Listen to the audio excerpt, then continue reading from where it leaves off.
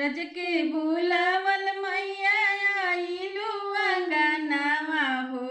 बेटा के बुलावल मैया आइलू अंगनावा घेरइलू ए मैया जाई ना देव घरवा आइलू ए मैया जाई ना देव जबले ना देबू मैया ना धन लक्ष्मी हो।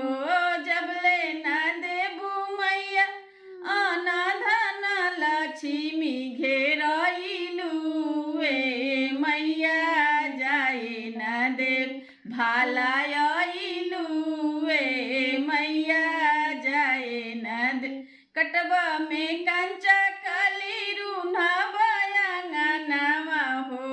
कटवा में कंचा काली रूना बयांगनावा घेरइलू ए मैया जाए ना देव भालाइलू ए मैया जाए ना देव रज के बुलावल मैया आइलू अंगनावा हो। बेटा के बुलावल मैया आइलू अंगनावा घेरइलू ए मैया जाए ना देव भालाय